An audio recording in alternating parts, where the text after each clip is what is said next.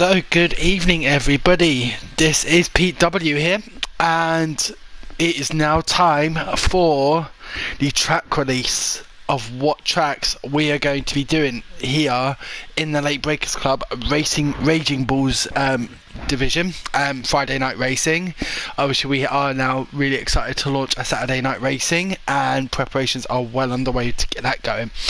Now, after tonight, Portimao, end of season 2, we will be taking a 1 week kind of break, and we will be doing a pre-season kind of test next week at Spain, if my memory serves me correctly. Do correct me if I'm right, JP. But so we will be starting the new season on the 11th of April. Now, team lineups have already been released. I myself am going to be in the Williams for Slipstream, and I cannot wait. But we've got some really strong drivers, some really good teams, and we're going to have some amazing battles. So the draw for this was done on Wednesday. Done it on my computer. Unfortunately, I can't stream that. It's a video which I will be uploading after this into the Discord, just to prove that there's nothing funny with this going on. But yep, it's going to be a 15 race season next season instead of 12 like this season.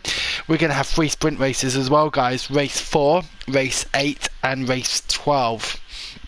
That will be now normal format for the other 12 rounds. 18-minute qualifying followed by a 50% race. Sprints are going to be a little bit different. It's going to be reverse championship order, and then for the sprint race, and then I do believe we'll be basing the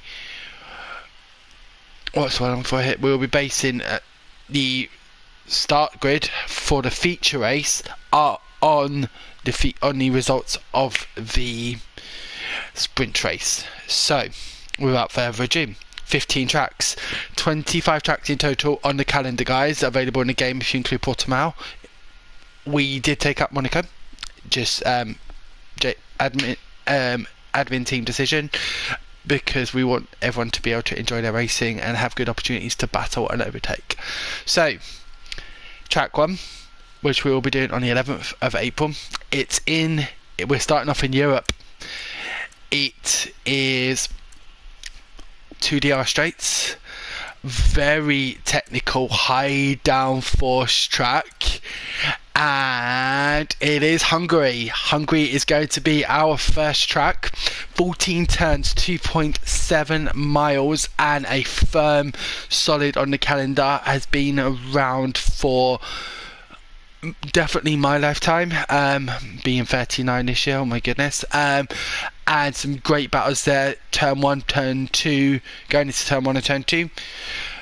The best chances for overtaking at the end of the DRS straights. Looking forward to that. Race 2. Well, race 2 is going to take us out of Europe. It's going to take us kind of south of the equator, and it's going to take us to Australia. I know Slipstream, my teammate, will be very happy to be racing at his home circuit.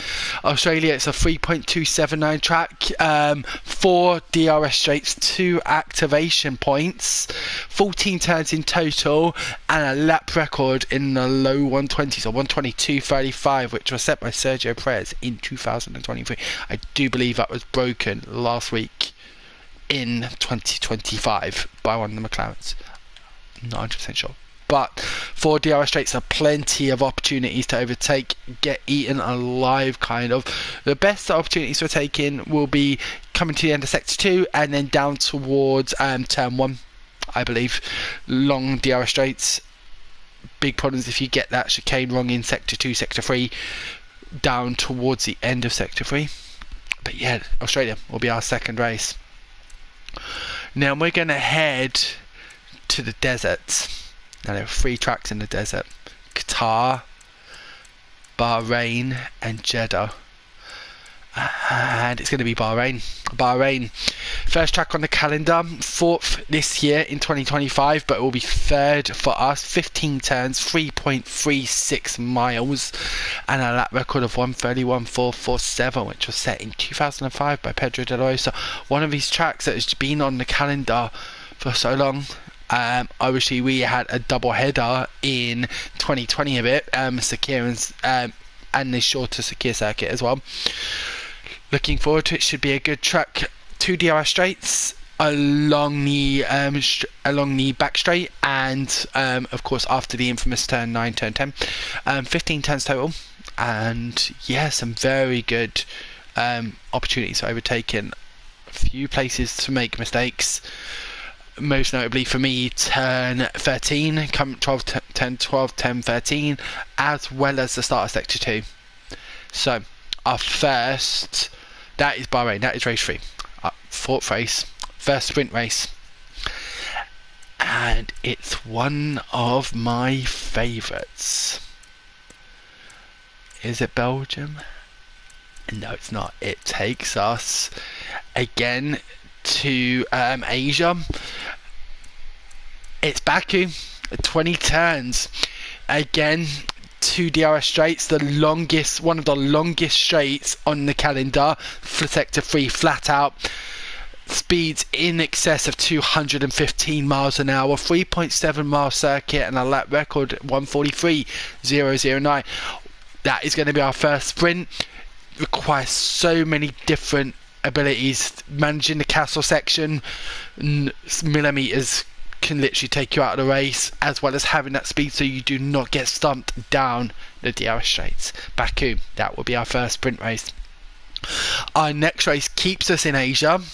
Now we're going on to, this is going to be May 9th, and it's one of the earlier ones in the calendar. Which one is it going to be? Asia. And we have got so many races in Asia this year, but it is Japan.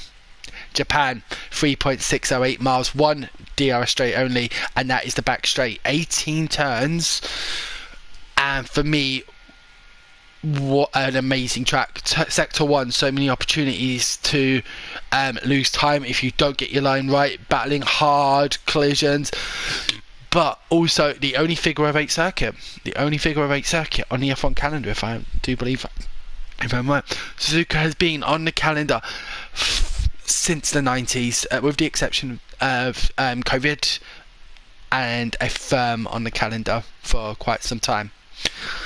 Now we're going to head back to Europe for our next 2 races, race 6 and race 7. 2 very different circuits.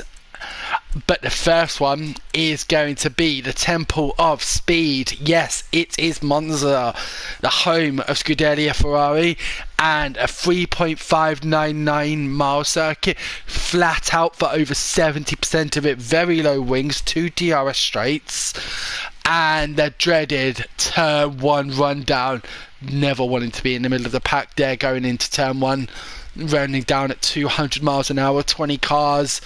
No better feeling. But yep, our race 6 will be Monza, high speed, lots of overtaking opportunities, few places you can get it wrong, but the most notable for me are in sector 2, as well as obviously going into sector 3, the fast left right handers, before the last straight coming down towards the finish line. So that's Monza. Now the next track is a little bit different. Actually, it's very different. It is high downforce. It is 2 DRS straights again, but very different. Only 1 DRS straight really kind of playing a matter, and that is Zandvoort. Zandvoort is coming onto the calendar for us, and that's got 14 turns. It's a 2.6 mile circuit. Has been a firm favourite with a lot of fans since its introduction in, I want to say, 2021. Max Verstappen haven't won all of them besides last season. So let's see what happens. Who will take the checker flag in Zandvoort? That is race 7. Now on to our second sprint race, and it's going to take us to the desert. It is going to take us all the way to Saudi Arabia, Jeddah. 27 turns, 3.8 miles, and one of the fastest tracks on the calendar, flat out for the vast majority of it. Street circuit, very easy to mess up and in the barrier. We've seen it in esports, we've seen it in so many different races, but Jeddah will be our second sprint, race 8, which will be on the 30th of May. I'm one of my favourite tracks and cannot wait to battle on the desert under the lights at Saudi Arabia. 30th of May, that will be taking us into June, and round 9 of 15. It's going to be our first visit to America, but is it going to be COTA, Vegas, or is it going to be, yes, that is it, it is going to be Miami. 19 turns, again, like most circuits, 3 DRS straights, sorry, this one has 3 DRS straights, the most substantial being in Sector 3 and Sector 2. Very long, high speed, great opportunities for overtaking. What I call the stadium section at the end of Sector 2 and at the end of Sector 1 provided some different challenges, high speed, flinging corners, and a great all-round test.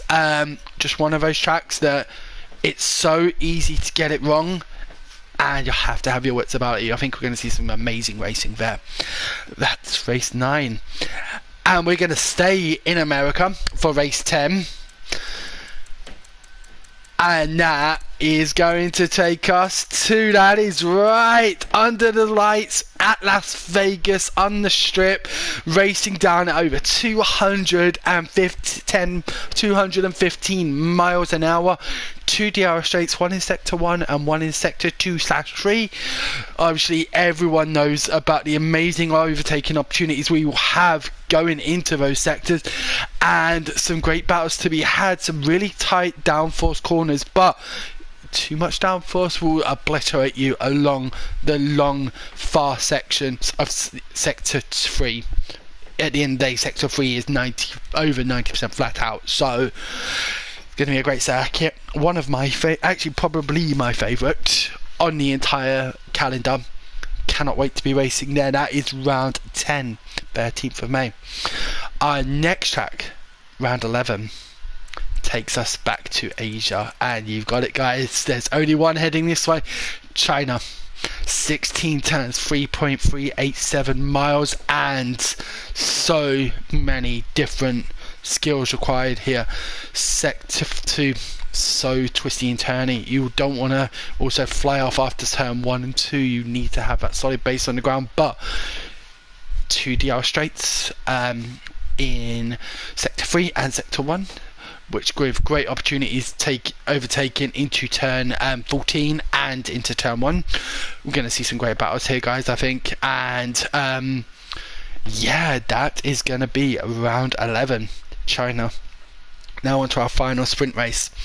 We're going back to Europe, but with so many tracks in Europe still to be covered and only 4 more tracks to go, what is going to be our next sprint race? Well, I'm going to give you guys a hint.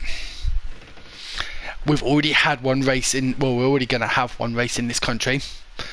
It may be on the screen right now. Correct, it is 19 turns of fast sweeping Italian countryside down in Emilia Romagna. Imola, notorious, has come back to the calendar in the last decade and provides some amazing entertainment. I want to say 1 DRS straight, incredible opportunity to overtaking, get that last turn wrong, and especially in qualifying you're going to screw up even the last couple of turns out of those 19 turns. Screw up the last couple of turns, you're going to invalidate both of your laps. So track limits, definitely something to be aware of and careful about. But even more so than that, you don't want to get messed up going down that long DRS straight into turn 1.